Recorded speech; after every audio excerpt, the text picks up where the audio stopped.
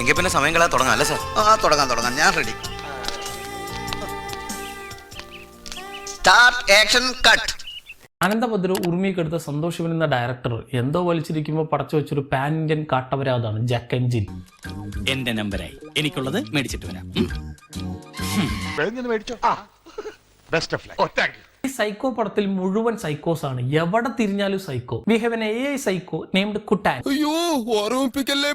ചിട്ടി പോലെയാണ് ആക്കാൻ നോക്കിയത്, പക്ഷെ അത് ചിട്ടി, ഇത് ജെട്ടി.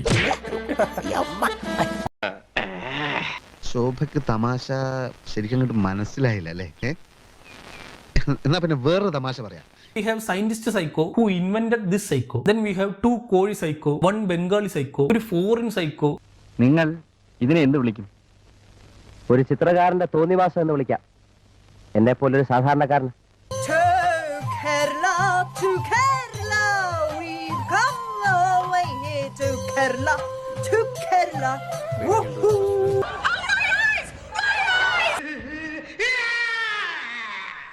ഒരു പാട്ടുകാരൻ സൈക്കോ. പശും പാല്, നല്ല പശും പാല്.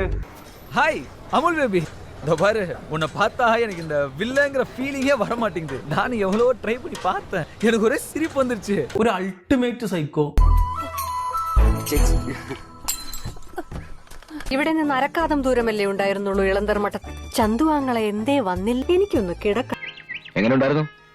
അഭിനയം കലക്കി, പക്ഷെ ലേശം ഓവറായോ എന്നൊരു സംശയം. ഏതായാലും വട്ടാണെന്നുള്ള കാര്യത്തിൽ നാട്ടുകാർക്ക് ഇനി സംശയമൊന്നും ഉണ്ടാകത്തില്ലല്ലോ.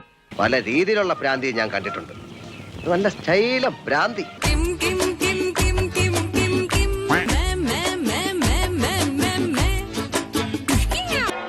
സൈക്കോസിന്റെ പല അവസ്ഥാന്തരങ്ങളും കേട്ടിട്ടുണ്ട്, പക്ഷെ ഇത്ര ഭയാനകമായ ഒരു പ്രശ്നം ഇത് ആദ്യ. മൊത്തത്തിൽ ഒരു തിയേറ്ററിൽ കയറി പ്രതീതിയല്ല, ഒരു മെന്റൽ ഹോസ്പിറ്റലിൽ കയറി ഇറങ്ങിയ പ്രതീതിയായിരിക്കും ഈ ഒരു പടം കണ്ട് ഇറങ്ങി വരുമ്പോൾ. ഓരോന്നും നമുക്ക് ഡീറ്റെയിൽ ആയിട്ട് നോക്കാം. സോ ഈ പടം തുടങ്ങുന്ന തന്നെ ഒരു AI സൈക്കോനെ ഇനി അത് വയ്യ. I can't talk about the shit anymore. അതെ, മനുഷ്യന്റെ ക്ഷമയ്ക്കൊക്കെ ഒരു അതിരുണ്ട്. എൻ്റെ റോസ്റ്റിംഗ് കരിയറിൽ ഞാൻ ഒരുപാട് മലങ്കൾട്ട് പടങ്ങൾ കണ്ടിട്ടുണ്ട്, പക്ഷെ this thing is above everything. ഞാനൊന്ന് അടങ്ങ്, തനിക്കൊന്നും നഷ്ടപ്പെടാനില്ലായിരിക്കാം, പക്ഷെ എന്റെ സ്ഥിതി അതല്ല. അത് ഓർക്കാൻ പോലും വയ്യ. ഇങ്ങനൊരു സാധനം, ദിസ് ഈസ് അൾട്ടിമേറ്റ് ടോർച്ചർ. തെറ്റെന്റെ ഭാഗത്താ. Sorry for everything. ഇതിൻ്റെയൊക്കെ എഡിറ്റർ ജീവിച്ചിരിക്കുന്നുണ്ടാവും. എത്ര വട്ടം ഈ പടം കണ്ടിട്ടുണ്ടാവും. എന്നെ കൊല്ല്, ഇനി തടി കൊണ്ട് ഒരു പ്രയോജനമില്ല. ഈ അലവലാതി ചെയ്യുന്ന ജോലിക്ക് വന്ന എനിക്കിത് കിട്ടണം. ഹിറ്റ്ലറിന്റെ ടോർച്ചർ ഒന്നുമല്ല ഇതിനു മുമ്പിൽ. നിങ്ങൾക്ക് ആരോടെങ്കിലും ദേഷ്യം ഉണ്ടെങ്കിൽ അവരെ പിടിച്ച് കെട്ടിയെടുത്ത് ഒരു കസേരയിൽ കെട്ടിയിട്ടിട്ട് അവർ ഈ പടം ഒരു 3 വട്ടം കാണിക്കുക, തീർന്നു.